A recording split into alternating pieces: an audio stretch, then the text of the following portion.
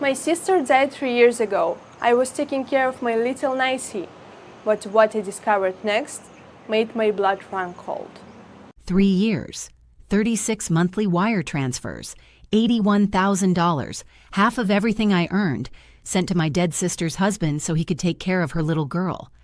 Last month, my 7-year-old niece squeezed my hand with her tiny fingers, pulled me down to her level and whispered, "Auntie, please stop sending him money. Just watch where he goes.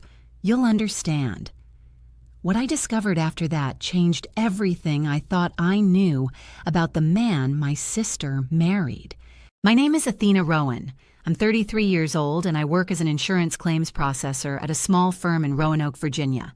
I make about $54,000 a year before taxes, which sounds reasonable until you realize I've been giving away half of it every single month for 3 straight years. I live in a 1-bedroom apartment on the 2nd floor of a converted Victorian near Grandin Village. I drive a 2016 Kia Sorento with a coffee stain on the passenger seat that I tried to scrub out twice before accepting it as a permanent roommate. The coffee stain has been there longer than most of my friendships at this point. My older sister Sienna was the person I admired most in the world.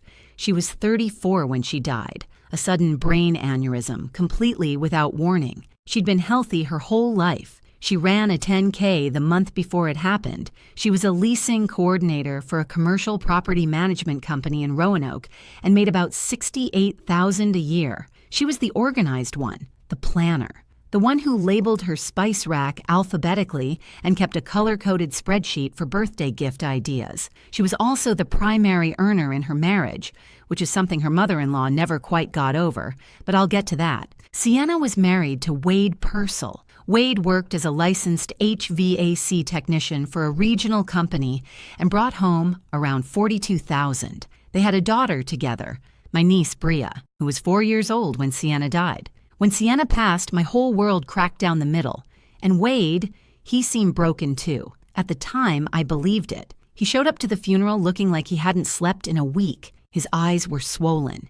His voice kept cracking. He told me he was drowning. Sienna had managed everything, the mortgage, the bills, the insurance, Bria's preschool payments, the grocery budget, all of it. Without her, he said he didn't even know where to start.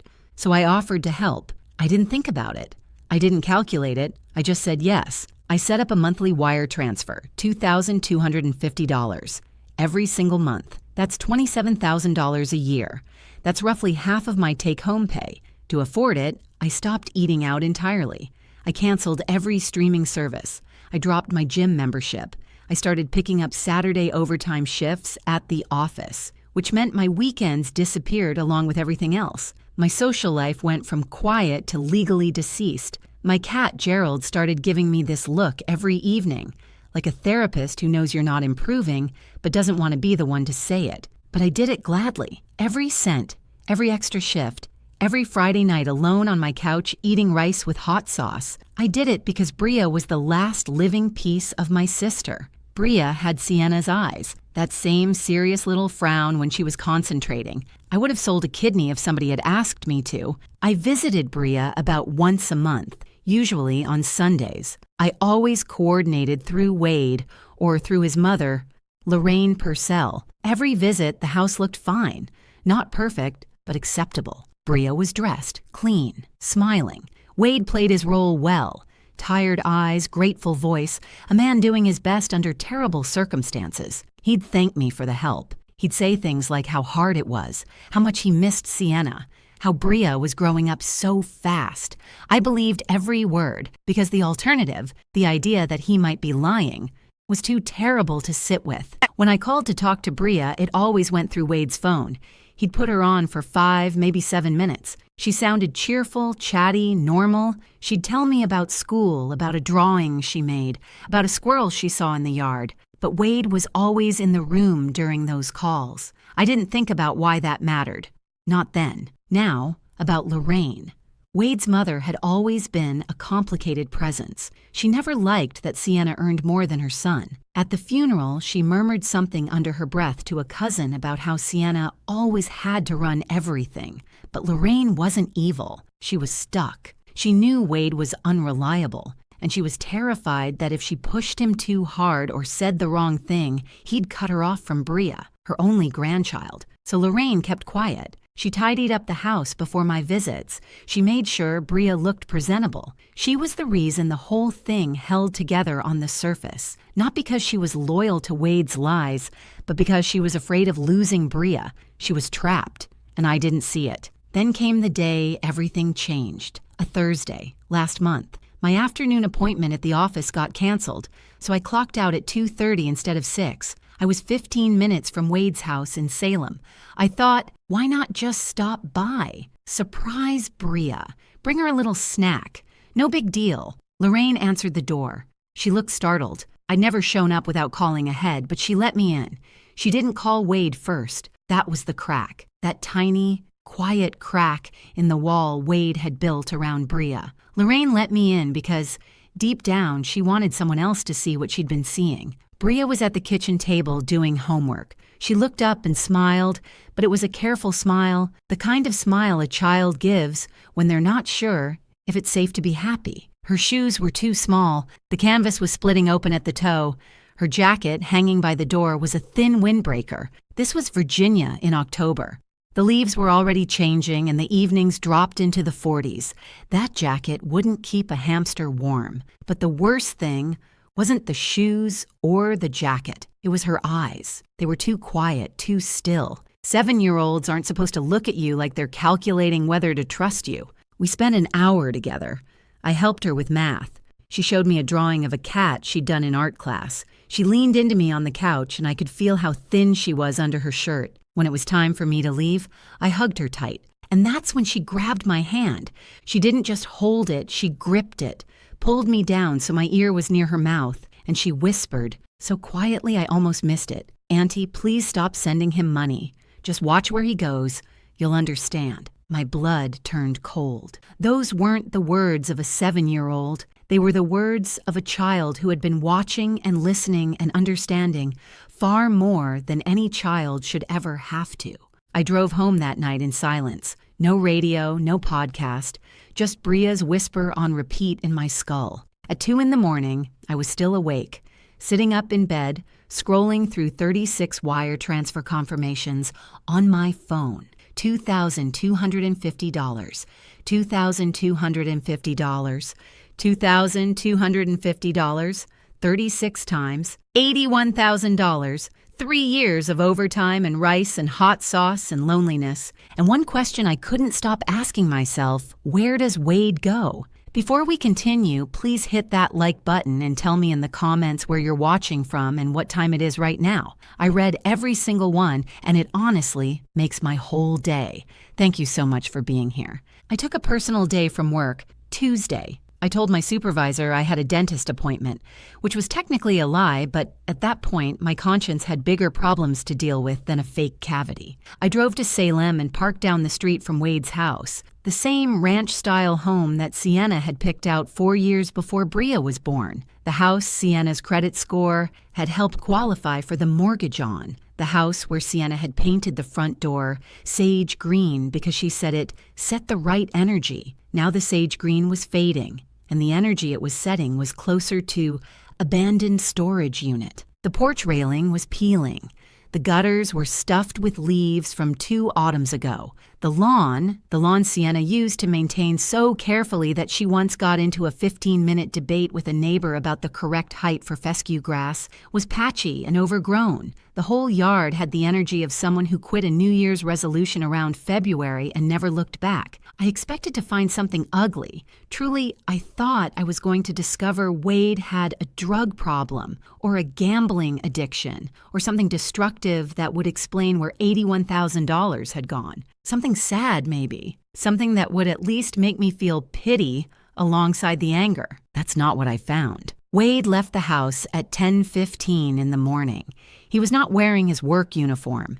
He was wearing a fitted fall jacket I'd never seen before. Dark blue, looked brand new. He got into his truck and pulled out of the driveway with the casual confidence of a man with nowhere important to be and all the time in the world. He didn't drive toward any job site. He drove 40 minutes to Blacksburg near the Virginia Tech campus. He parked at a townhouse complex on a quiet, tree-lined street, the kind of street where people put little potted plants by their front doors and the mailboxes are all the same color. A woman came out of Unit 7, late 20s, auburn highlights, wearing a designer crossbody bag that I later learned costs about $400, which is roughly what I spend on groceries in a month. She walked up to Wade's truck. They kissed. Not a peck, not a greeting. A comfortable, familiar, lived-in kiss. The kind you share with someone who's been in your life for months. Her name was Kendra Feltz. I didn't know that yet. I'd learn it soon enough. They got into his truck together and drove to a brunch spot 2 blocks away.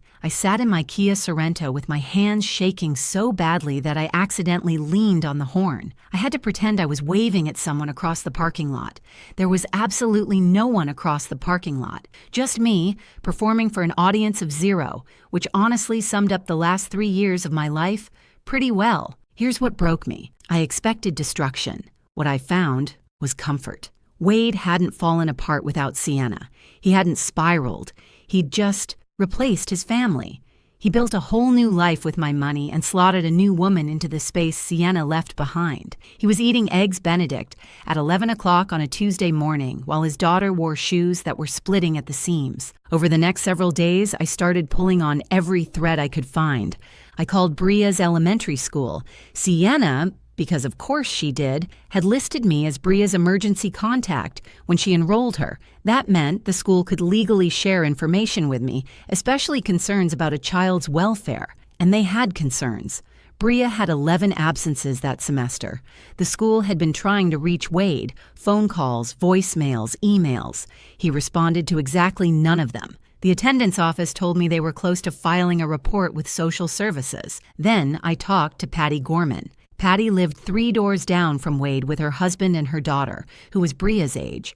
Patty was relieved, almost tearfully relieved, that someone was finally asking questions. She told me that Bria showed up at her house after school at least 3 times a week, hungry. Not, I want a snack, hungry. Hungry like she hadn't eaten since the school lunch that was included in her free meal program. Patty had been feeding Bria dinner on those nights. She said Bria once told her daughter, very matter-of-factly, that Daddy is always at his other house. 7 years old, and she already understood the concept of another house. I traced back Wade's employment. I called the HVAC company where he'd worked for 6 years. They told me he'd left 7 months ago.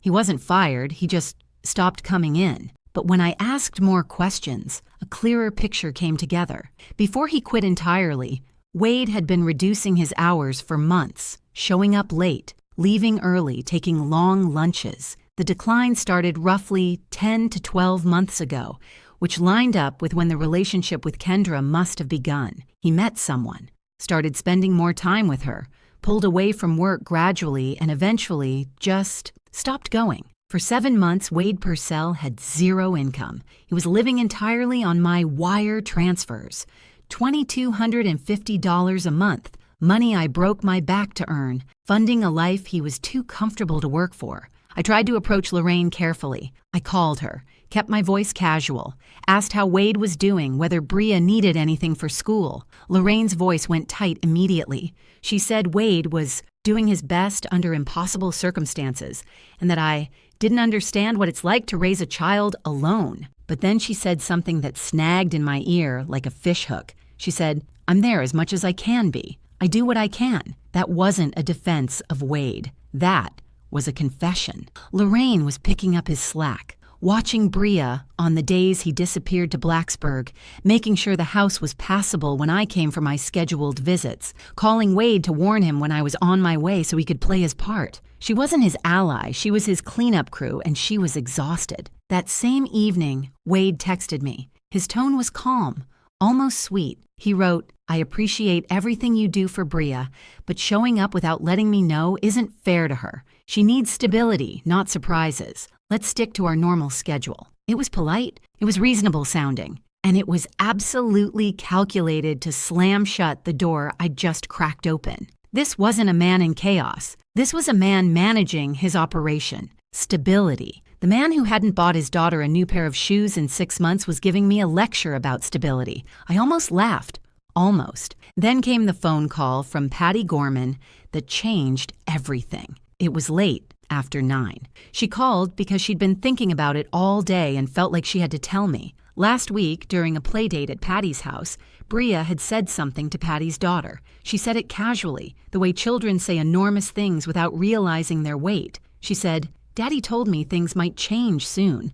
I might go somewhere else for a while." My stomach dropped through the floor. This wasn't just neglect anymore. Wade wasn't just spending my money on his girlfriend and ignoring his daughter. He was planning to get rid of her. He was building an exit from fatherhood, one that would let him keep his comfortable new life with Kendra, free and clear, without a 7-year-old reminding him of the wife he'd replaced and the responsibilities he'd abandoned. I sat on the edge of my bed that night with my phone in my lap and my hands in fists. $81,000.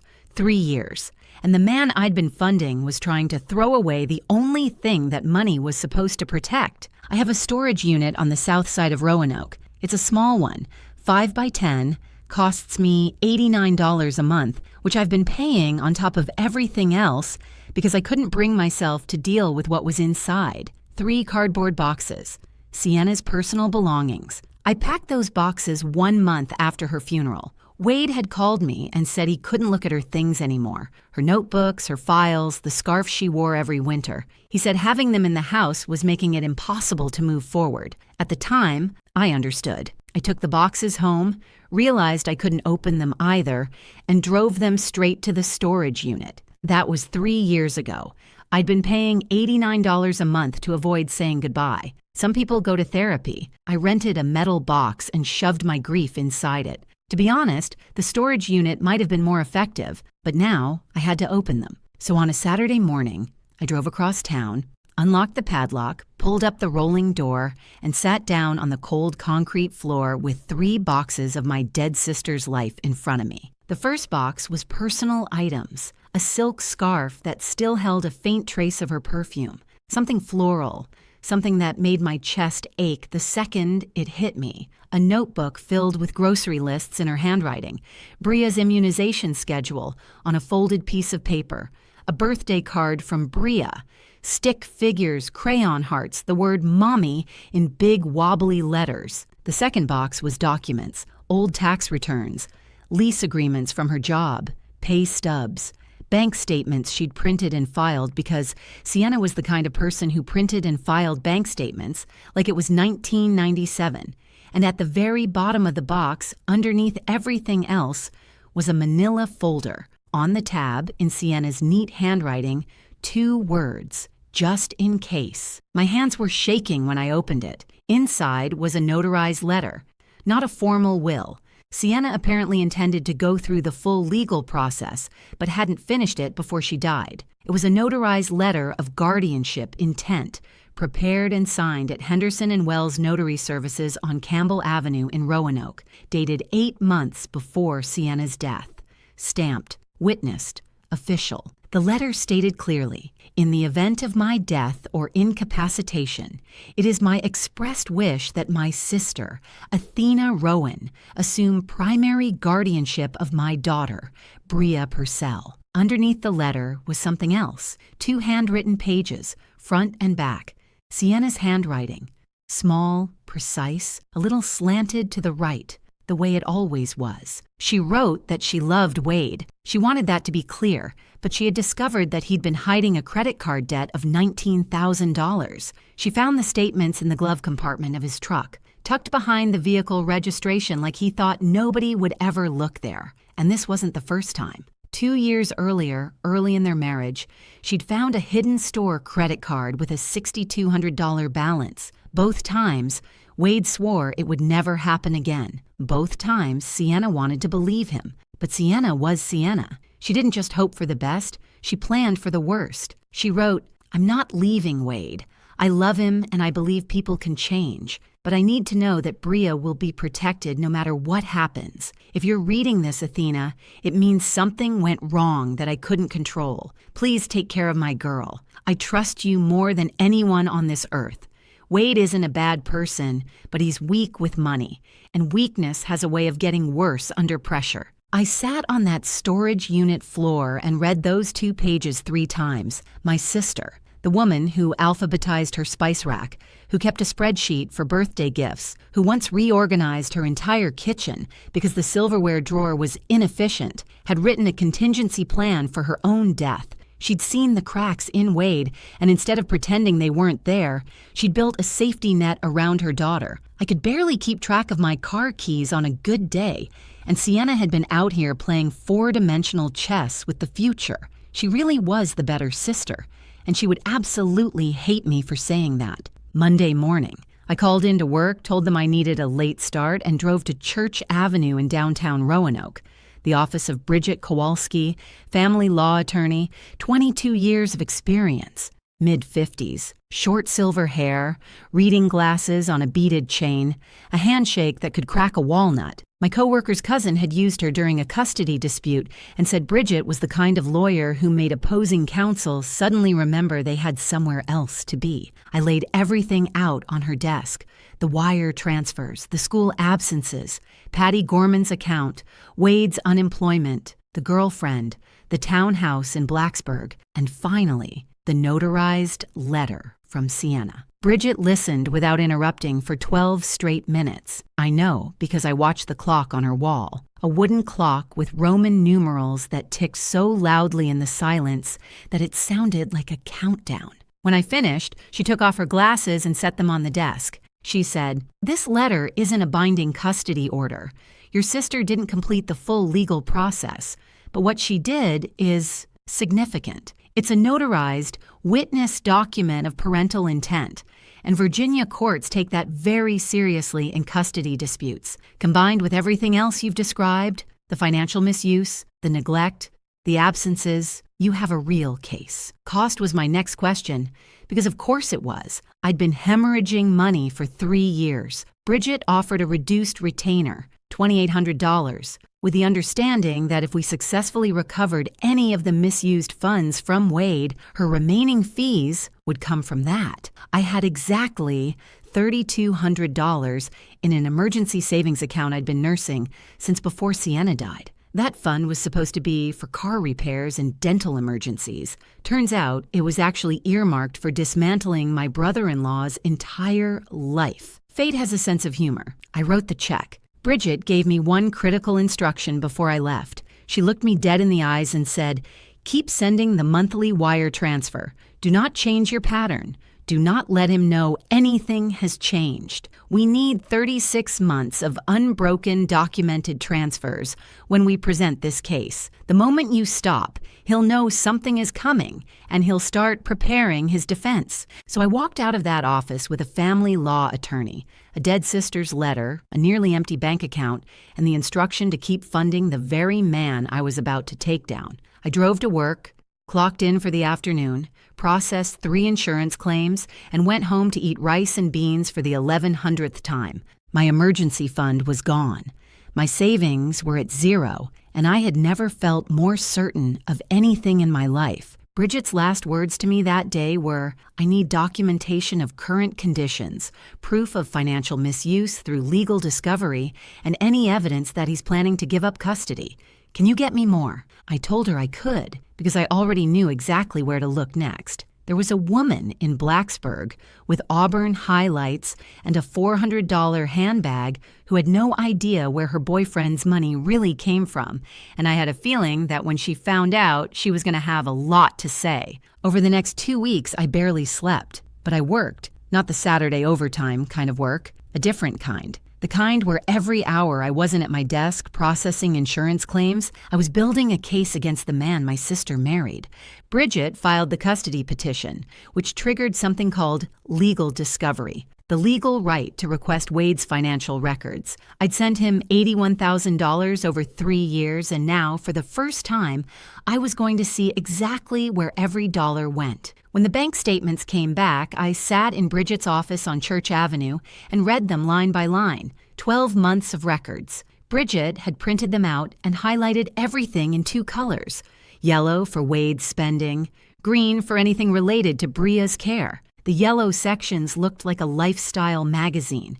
$16,800 in transfers to an account linked to an address in Blacksburg, Kendra Feltz's townhouse. He was paying her rent. $1,400 a month, like clockwork, $8,400 in restaurant and dining charges, brunch spots, steakhouses, a sushi place in Christiansburg that I looked up later, and where a dinner for 2 runs about $90 before drinks. $4,200 at men's clothing retailers. Not Walmart, not Target, but places with names I didn't recognize because I'd been buying my own clothes at consignment stores for 3 years. And then there it was, $3,100 charged to a resort in Myrtle Beach, a long weekend last April. I scrolled through Kendra's public Instagram and found the photos. Sunset on the beach, cocktails by the pool, the two of them smiling in matching sunglasses like a couple in a travel ad. Posted April 22nd. My wire transfer that month cleared on April 15th.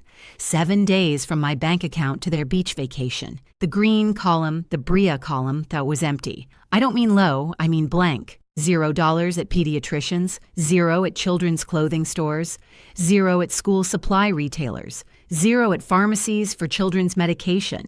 Not a single dollar in 12 months of records that could be traced to spending on his own daughter. I once sat down and calculated how many overtime Saturday shifts I worked to pay for that Myrtle Beach weekend, 127 hours. That's roughly 3 weeks of my life converted into someone else's poolside cocktails. I hope the pina coladas were worth it. Now came the hardest part. Kendra Feltz. I want to be clear about something. I didn't hate Kendra. I had no reason to. She didn't steal my sister's husband. She started dating a man she believed was a successful independent HVAC contractor who was doing well for himself. Wade had lied to her the same way he'd been lying to me, just with a different script. My job wasn't to punish Kendra. My job was to give her the truth and see what she did with it. I sent her a message through Instagram. I kept it short, calm, and factual. I wrote, "Hi Kendra, my name is Athena Rowan. I'm the aunt of Wade's daughter, Bria. I think we should talk. It's important and it's not what you might expect." She didn't respond for 2 days. I checked my phone approximately 400 times during those 2 days, which I don't recommend for anyone who values their sanity or their screen time report. When she finally wrote back, it was cautious. What is this about? We met at a coffee shop in Christiansburg. Neutral ground, public, nothing confrontational. I bought 2 coffees and sat across from a woman who was about to learn that her boyfriend was funding their entire relationship with money stolen from a dead woman's sister, meant for a 7-year-old child. I didn't accuse. I didn't yell. I put my phone on the table and showed her the wire transfer dates from my banking app. Then I showed her her own Instagram posts. The designer crossbody bag she'd posted on March 18th. My wire transfer cleared March 16th. The Myrtle Beach photos from April 22nd. My transfer cleared April 15th. The watch she'd tagged Wade wearing in a photo last July. My transfer from that month. Right on schedule. Kendra stared at the screen. Her face lost color in stages, like watching a sunset in reverse. She shook her head. She said Wade told her he was an independent contractor. She said business was good and that he sometimes got large client payments. She said she had no reason not to believe him. I told her I wasn't there to blame her. I said, "I just need you to know that a 7-year-old girl has been going hungry while the money I sent to take care of her has been going somewhere else." Kendra asked for time. I gave it. I didn't push. I drove home and waited. 2 days later, she texted me. The message read, "I checked his phone while he was sleeping. I found the wire transfers from your name. He told me those were client payments from a property management account. I feel sick. I'm so sorry." That was the moment Kendra Feltz stopped being Wade's girlfriend and started being my witness. And then she told me something that turned my blood to ice. Over the next few days, Kendra and I talked more. She started remembering details she hadn't thought twice about before. Comments Wade made that she'd dismissed as casual. He'd mentioned making arrangements for Bria a few times.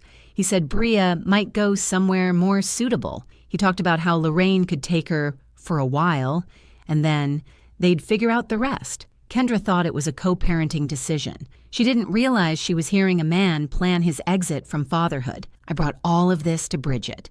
She listened, made notes, and then did something I couldn't have done on my own.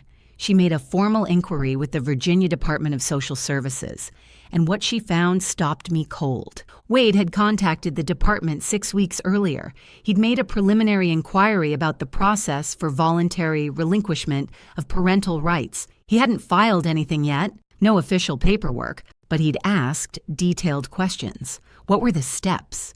How long it took?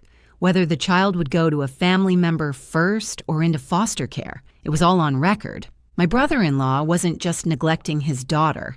He was actively researching how to legally stop being her father. And if he filed before I secured custody, Bria could end up in the foster system, even temporarily, and getting her out would become exponentially harder. Bridget was clear about that. We were running out of time. Bridget accelerated. She filed an emergency motion citing imminent risk of parental abandonment combined with documented neglect. She requested an expedited process, and she arranged a settlement conference, a meeting between both parties and their attorneys in her office to try to resolve the custody question without a full court hearing. Wade was served papers at the Salem house on a Tuesday morning. A process server knocked on his door at 9:15 and handed him the filing. He called me 20 minutes later. His voice was calm, controlled, not panicked, not angry, measured. The voice of a man who had spent 3 years managing a lie and was now reaching for the same playbook. He said, "Athena, I don't know what someone has been telling you, but this is a misunderstanding. I'm Bria's father. You're her aunt. Let's talk about this like family.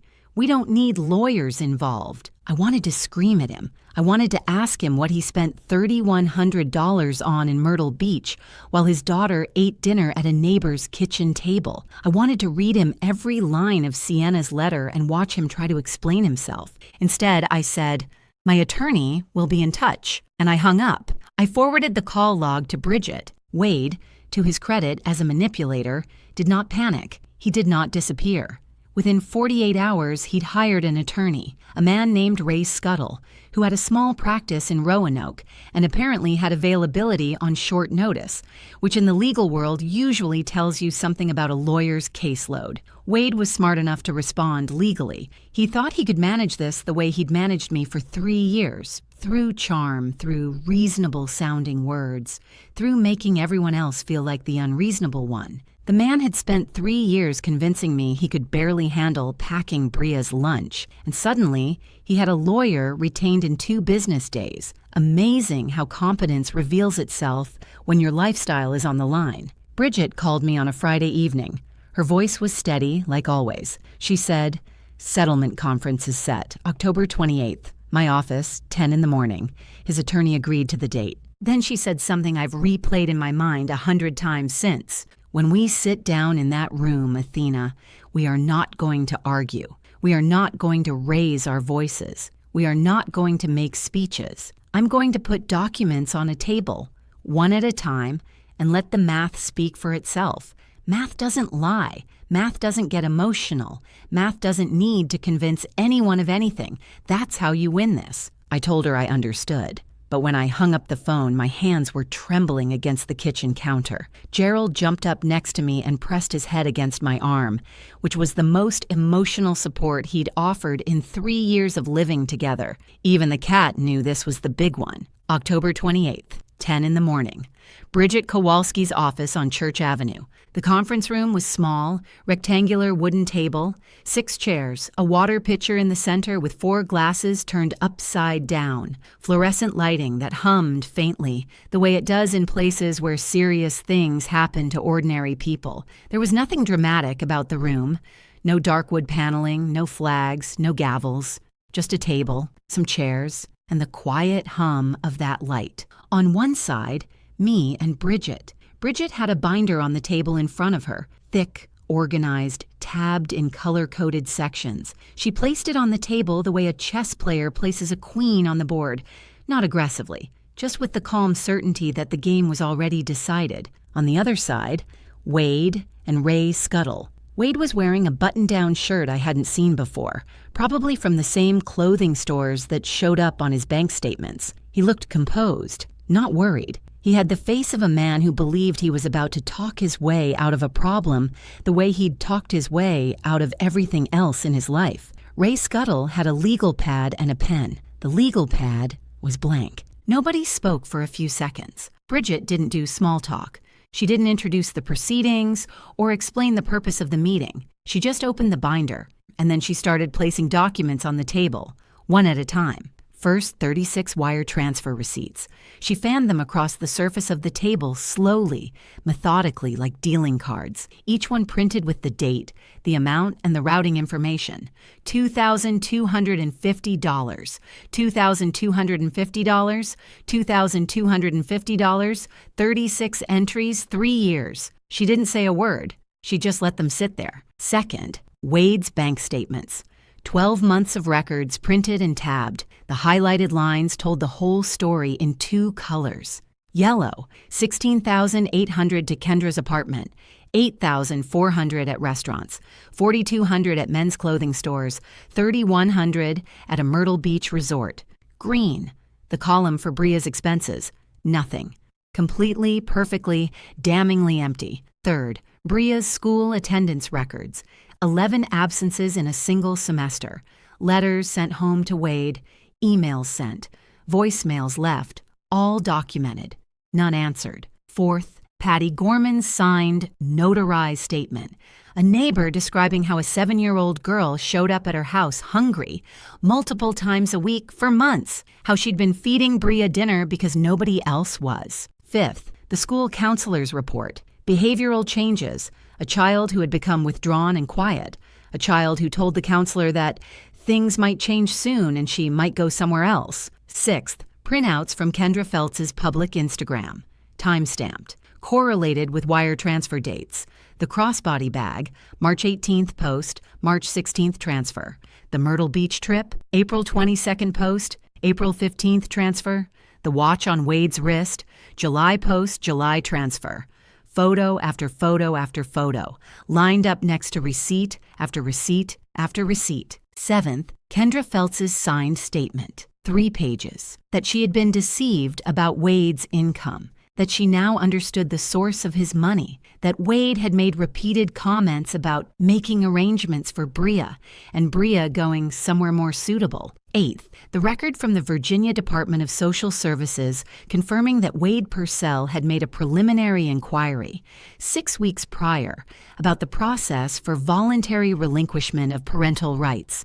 And last, placed gently in the center of the table, like it was something sacred, because to me it was, Sienna's notarized letter of guardianship intent, and underneath it, her handwritten note. The one where my sister, 8 months before she died, wrote that she loved her husband but didn't trust him with money. The one where she asked me to protect her daughter if anything ever went wrong.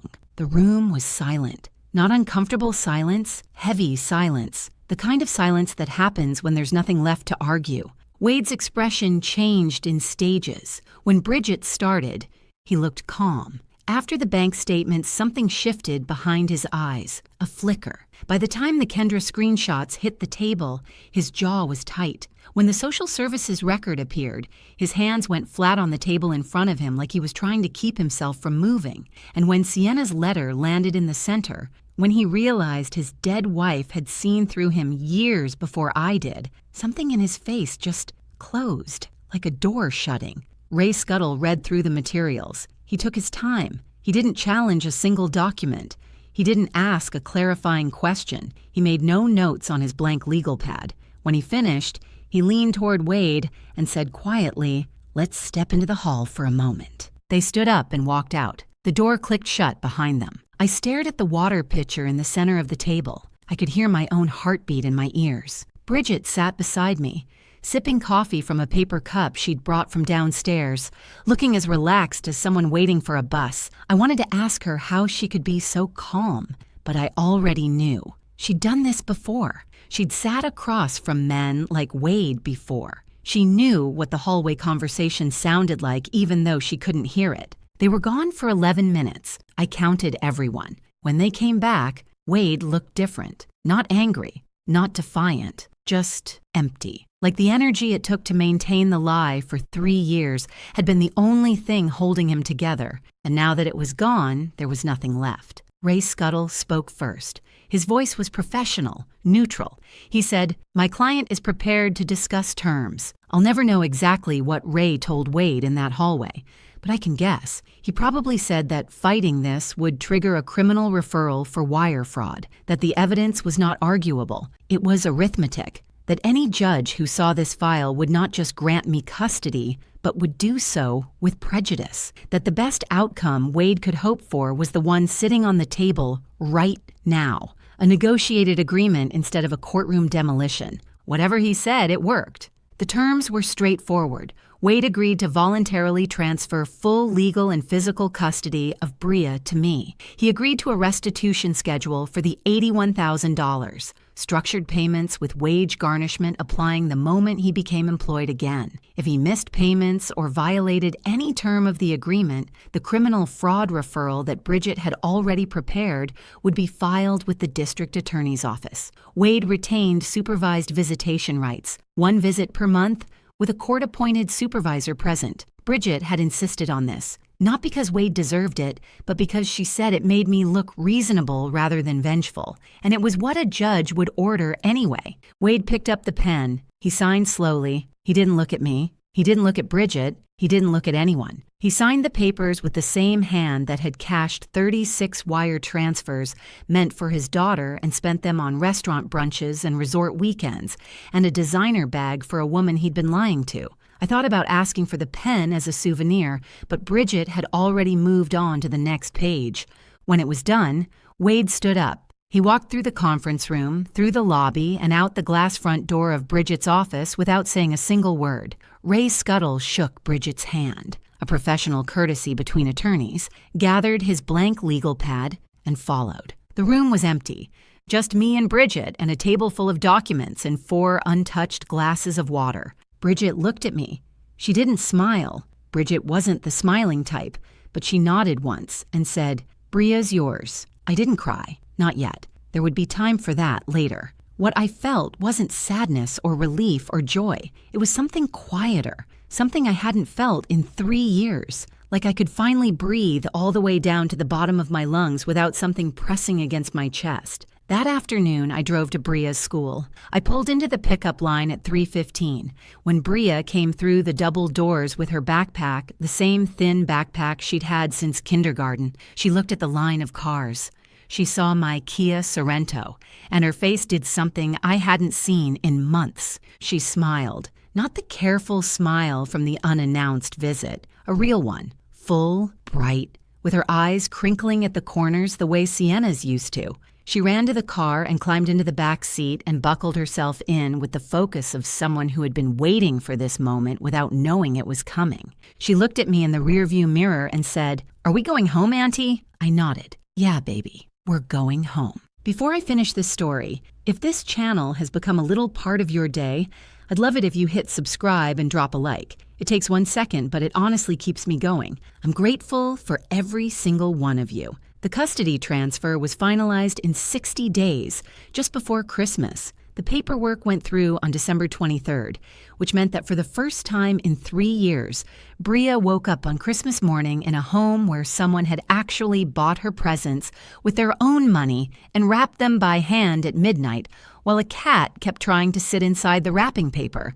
Gerald, for the record, did not handle the transition gracefully. He spent the first week on top of the refrigerator, staring down at Bria with the expression of a landlord who just discovered an unauthorized subtenant. By week 2, he had migrated to the back of the couch. By week 3, he was sleeping on the foot of Bria's bed. He never acknowledged the shift in loyalty.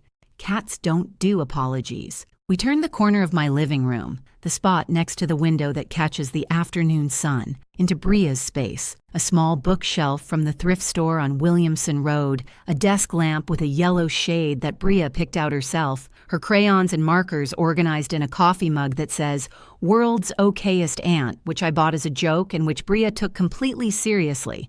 So now it's a permanent fixture. The $2,250 a month that used to disappear into Wade's bank account now goes directly to Bria. New shoes that fit, a winter coat rated for Virginia weather, not a windbreaker designed for a mild September afternoon, school supplies, a Saturday morning art class at the community center in Grandin Village, where Bria paints mostly cats and the occasional tree. Gerald served as an unwilling model for one session and has refused to make eye contact with me since. I still eat simply. That's a habit 3 years in the making, and some habits stick even when the reason for them changes. Oatmeal every morning with cinnamon and sliced banana costs about 40 cents a bowl and keeps me full until lunch. I started that routine when I was trying to save every spare cent for Wade's wire transfers, and now I keep it because it works and because I kinda like it. Some things don't need to be expensive to be exactly right. But now when I make it in the morning, there's a little girl sitting across from me drawing pictures while her oatmeal gets cold because she's too focused on getting Gerald's whiskers right. And that 40-cent breakfast feels like a feast. With the wire transfers stopped and the legal fees settled, I started rebuilding my savings.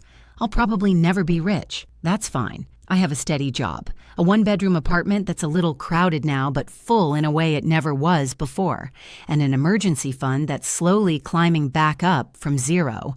Stable, that's the word. I hadn't felt stable in 3 years, and it turns out stable is pretty wonderful. Wade moved in with Lorraine after the settlement. The restitution payments started small. He had to find employment first.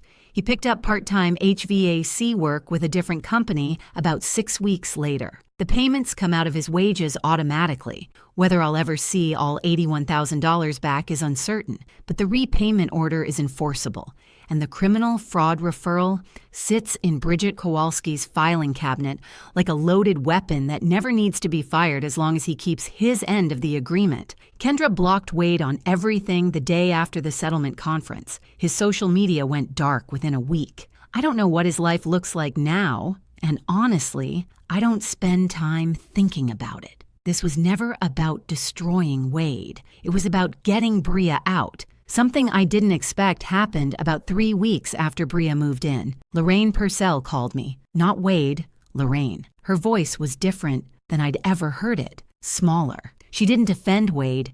She didn't make excuses. She just asked if she could see Bria. I said yes, because Lorraine is Bria's grandmother. Because Lorraine spent 3 years trapped between a son she couldn't control and a grandchild she didn't want to lose. Because this was never about punishment.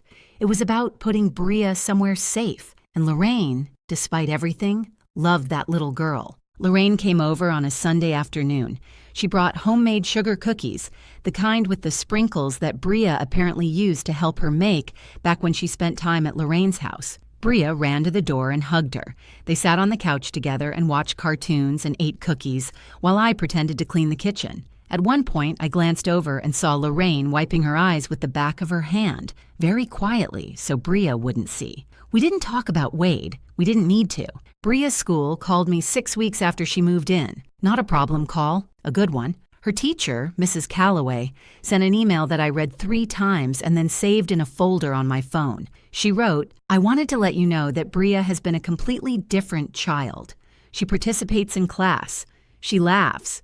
She brought a drawing for our bulletin board last week and was so proud of it. I don't know what changed at home, but whatever it is, thank you. Perfect attendance since the move. Not one absence. Not one. Bria sleeps through the night now. She didn't before. I learned this gradually. Not all at once, the way children reveal things.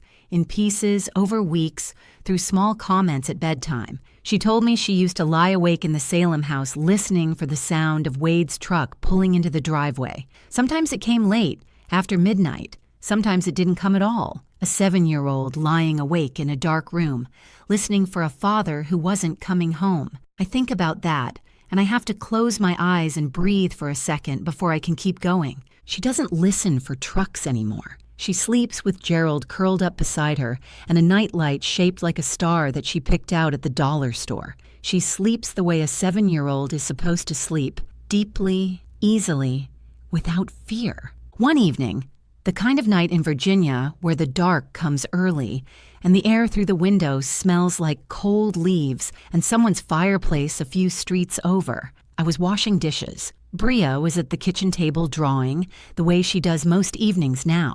Gerald was asleep on the radiator, which he considers his personal property. Bria slid a piece of paper across the table. "This is for you, Auntie." I dried my hands and picked it up. 3 figures. The tall one on the left had brown hair and was labeled Auntie in careful letters. The small one in the middle had pigtails and a big smile, me. And the third figure, floating just above them with bright yellow wings and an even bigger smile, was labeled Mommy. At the bottom of the page, in her best 7-year-old handwriting, my family. I looked at the drawing. I looked at Bria. She was watching me with those eyes, Sienna's eyes, waiting to see if I understood. I didn't cry. I reached across the table and held her hand for a moment. Small fingers, warm, trusting. The same hand that had grabbed mine a few months ago and whispered a secret that changed everything. And I thought, Sienna always had a plan.